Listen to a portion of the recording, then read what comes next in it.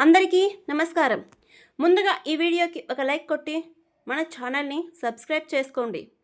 మనలో చాలామంది ఆడవారికి 7 శనివారాల వ్రతం చేయాలని కోరిక ఉంటుంది. ముఖ్యంగా కష్టాల్లో ఉన్నప్పుడు, అనుకున్న పనులు జరగనప్పుడు ఈ సప్త శనివారాల వ్రతాన్ని భక్తితో ఆచరిస్తే చాలు, స్వామివారి అనుగ్రహం వెంటనే లభిస్తుంది. అయితే ఈ వ్రతాన్ని ఎలా ప్రారంభించాలో తెలియక చాలామంది ఇబ్బంది పడిపోతూ ఉంటారు.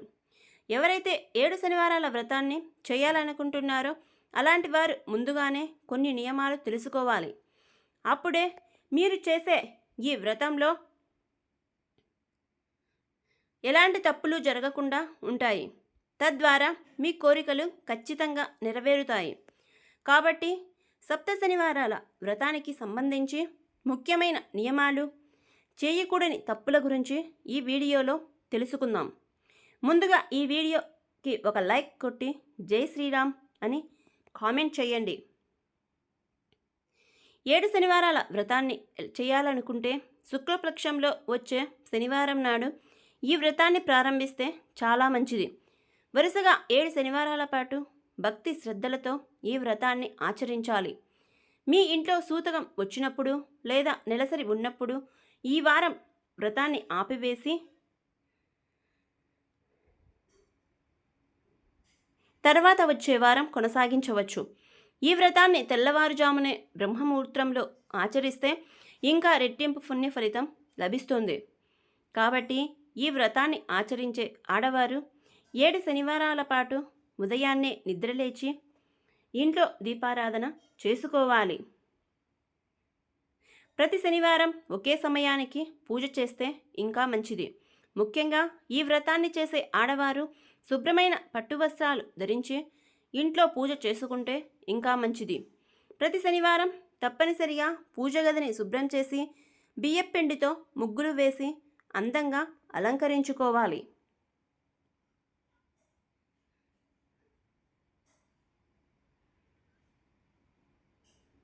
ఈ వ్రతాన్ని చేయాలంటే వెంకటేశ్వర స్వామి చిత్రపటాన్ని కొత్తది తెచ్చుకోండి. మీ పూజా గది ఈశాన్యంలో ఒక చెక్క పీఠాన్ని వేసి పీఠం పైన ఒక వస్త్రాన్ని పరిచి వెంకటేశ్వర స్వామి చిత్రపటాన్ని తూర్పు లేదా ఉత్తర దిశగా పెట్టుకోవాలి. ఏ వ్రతాన్ని ప్రారంభించినా సరే ముందుగా గణపతిని పూజించాలి. కాబట్టి ముందుగా పసుపు గణపతిని పూజించి తర్వాత వ్రతాన్ని ప్రారంభించాలి. ఈ వ్రతాన్ని ప్రారంభించేటప్పుడు మీ కోరిక త్వరగా నెరవేరాలని మీ మనసులోని సంకల్పాన్ని వెంకటేశ్వర స్వామికి చెప్పుకోండి. ఈ వ్రతాన్ని ప్రారంభించిన మొదటి శనివారం నాడు స్వామివారికి ముడుపు కట్టాలి. ఒక పసుపు రంగు కాటన్ వస్త్రాన్ని తీసుకొని ఆ వస్త్రంలో కొన్ని పసుపు అక్షింతలు, గుప్పెడు బియ్యం, ఒక చిన్న బెల్లం ముక్క, స్వామివారికి ఇష్టమైన తులసీ దళాలు, అలాగే మీకున్న స్తోమతను బట్టి ఎంతో కొంత దక్షిణ పెట్టి ముడుపు కట్టాలి. ఈ ముడుపుకు పసుపు కుంకుమలు పెట్టి 3 ముడులు వేయాలి. 7 శనివారాల పాటు ఈ ముడుపును స్వామివారి ఫోటో ముందే పెట్టుకోవాలి. ఇక స్వామివారికి నైవేద్యంగా నువ్వులు, బెల్లంతో చేసిన 7 చిమ్మిలి ఉండలను నైవేద్యంగా సమర్పించాలి. అలాగే వడపప్పు, పానకం కూడా నివేదించండి. మీకున్న స్తోమతను బట్టి కొన్ని రకాల పండ్లను కూడా సమర్పించవచ్చు. ముఖ్యంగా ఈ వ్రతాన్ని చేసేటప్పుడు స్వామివారి ముందు 7 పిండి దీపాలు వెలిగించాలి. బియ్యపిండిలో బెల్లం తురుము, ఆవు నెయ్యి, కొన్ని నీళ్లు పోసుకొని ఈ పిండితో 7 పిండి దీపాలను తయారు చేసుకోవాలి. ఈ పిండి దీపాలకు గోవిందనామాలు పెట్టుకోండి. దీపం కింద 2 తమలపాకులు పెట్టి పిండి దీపంలో ఆవు నెయ్యి పోసి ఒక్కో దీపంలో 7 ఒత్తులు వేసి దీపారాధన చేయాలి. ఈ విధంగా 7 పిండి దీపాలు వెలిగించాలి. ప్రతి శనివారం ఈ వ్రతం పూర్తయిన తర్వాత కొండెక్కిన పిండి దీపాలు తీసి ప్రవహించే నదిలో వేయండి. 7 శనివారాలు పూర్తయిన తర్వాత తిరుమలకు కానీ, చిన్న తిరుపతికి కానీ, లేదా మీ దగ్గరలో ఉన్న వెంకటేశ్వర స్వామి దేవాలయానికి వెళ్ళి ముడుపును జాగ్రత్తగా హుండీలో వేయాలి.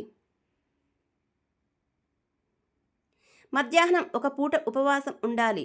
పూజలో స్వామివారికి నివేదించిన నైవేద్యాన్ని సాయంత్రం పూట భోజనం చేసేటప్పుడు స్వీకరించాలి. అలాగే ప్రతి శనివారం మీ నుదుటిపైన గోవిందనామం బొట్టును తప్పక పెట్టుకోండి. ఈ వ్రతాన్ని ఆచరించేవారు ప్రతి శుక్రవారం అలాగే శనివారం ఖచ్చితంగా బ్రహ్మచర్యం పాటించాలి. అలాగే మీకు ఆరోగ్యం సహకరిస్తే నేలపైన నిద్రించాలి. ఈ వ్రతాన్ని చేసేటప్పుడు వెంకటేశ్వర స్వామి మంత్రాలు, గోవింద నామాలు, అష్టోత్తర శతనామావళి, సుప్రభాతం లాంటివి జపించాలి.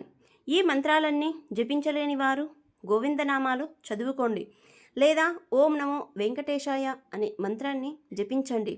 స్వామివారి పూజలో పసుపు రంగు చామంతి పూలు ఉపయోగిస్తే చాలా మంచిది.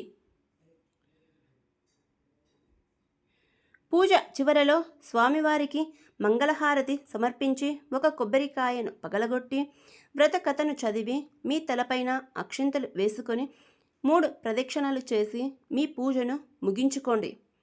ప్రతి శనివారం ఉదయం పూట ఖచ్చితంగా దీపారాధన చేయాలి. అయితే ఉదయాన్నే వ్రతం చేయలేని వారు సాయంత్రం 6 గంటల తర్వాత కూడా ఈ వ్రతాన్ని చేసుకోవచ్చు. ఒక్కో శనివారం ఒక్కో అతిథిని మీ ఇంటికి పిలిచి అరటి ఆకు పైన భోజనం పెట్టాలి. ఇలా 7 శనివారాల పాటు 7 అతిథులకు భోజనం పెట్టాలి. ప్రతి శనివారం 108 నామాలతో తులసి అర్చన చేస్తే ఇంకా మంచిది. ఈ వ్రతం చేసేటప్పుడు మీకు ఎలాంటి మంత్రాలు రాకపోయినా గోవిందనామాలు చదువుతూ వ్రతాన్ని చేసుకోండి. అలాగే ప్రతి శనివారం పూజ పూర్తయిన తరువాత వెంకటేశ్వర స్వామి వ్రతకథను తప్పకుండా చదువుకోవాలి.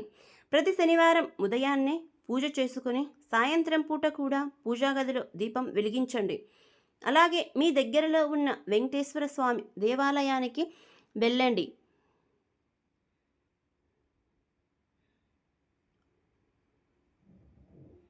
విరబోసుకొని వ్రతం చేయకూడదు.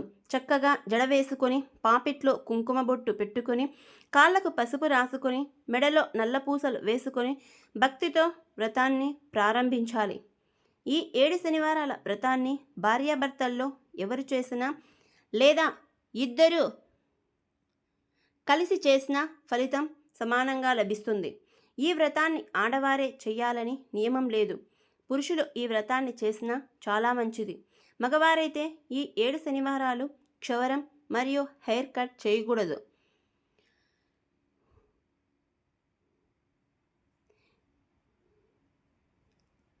ఈ వ్రతాన్ని మగవారు ఆచరిస్తే 7 శనివారాలు ఎలాంటి ఆటంకాలు లేకుండా ఆచరించాలి.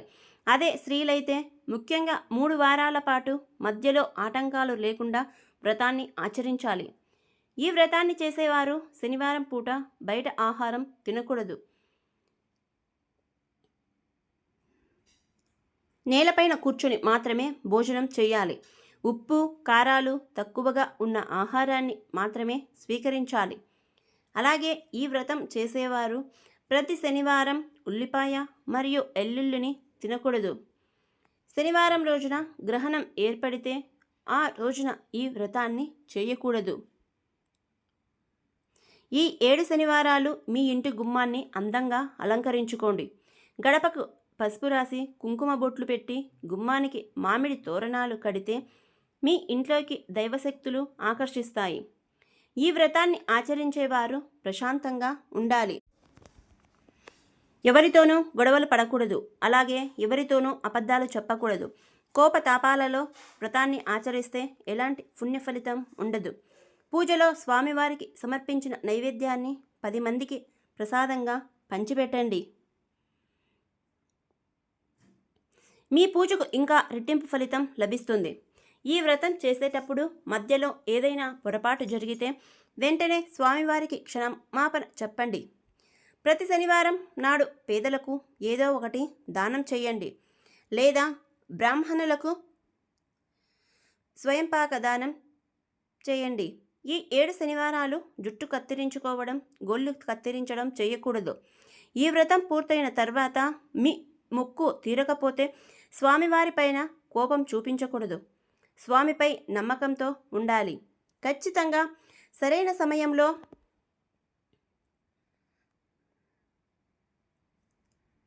సరైన పుణ్యఫలితం వస్తుంది. పూర్వం ఒక పేద బ్రాహ్మణుడు ఉండేవాడు. వెంకటేశ్వర స్వామిని భక్తితో కొలిచేవాడు. స్వామివారు కనికరించి సప్త శనివారాల వ్రతం ఆచరించవని చెప్పారు. ఆ బ్రాహ్మణుడు స్వామివారు చెప్పినట్లుగా 7 శనివారాలు నియమనిష్టలతో పూజ చేసి తన పేదరికం నుండి బయటపడి సుఖ సంతోషాలను పొందాడట. కాబట్టి 7 శనివారాల వ్రతాన్ని చెయ్యాలనుకునేవారు ముందుగా ఈ నియమాలన్నీ తెలుసుకొని వ్రతాన్ని ప్రారంభించడం మంచిది. భక్తితో ఆచరిస్తే చాలు, ఎలాంటి కోరిక అయినా ఇట్టే నెరవేరుతుంది.